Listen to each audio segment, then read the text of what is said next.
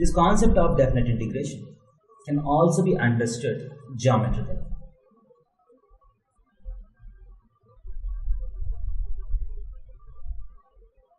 It is, if you have the graph of y is equal to f of x. Suppose that this curve represents y is equal to f of x. And let this point be A and let this point be B on x-axis. Now what does integration from A to B f of x dx represent?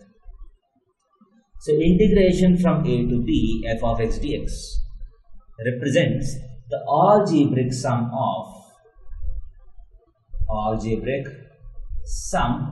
of areas bounded by y is equal to f of x and x-axis, y is equal to f of x and x-axis between lines x is equal to A and x is equal to B. So as you can see, this is the line x is equal to A, this is the line x is equal to B.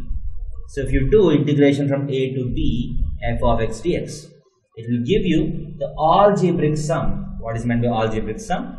The areas below x-axis have to be considered as negative areas. The areas above x-axis have to be considered as positive areas. And you add these areas, the algebraic sum is nothing but integration from A to B fx dx. So integration represents continuous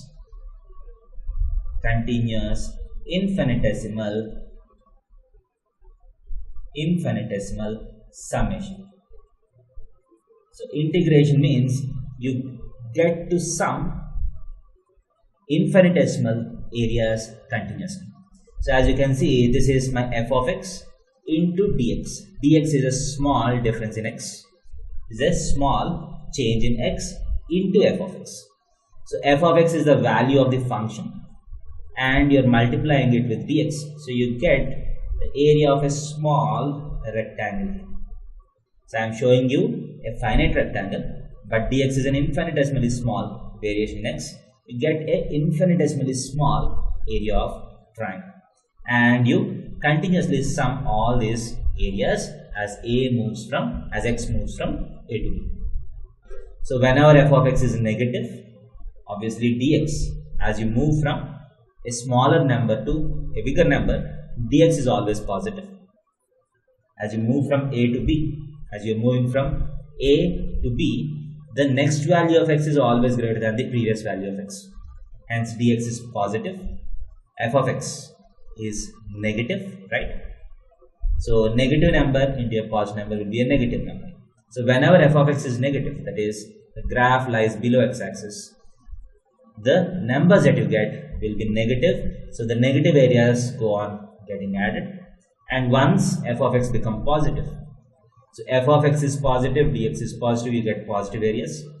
So algebraic sum of all these areas bounded by x-axis and the curve between x is equal to A and x is equal to B is called the definite integration of f of x between A and B. And the definite integration can be positive, negative or 0. If the areas cancel each other out, the answer will be 0.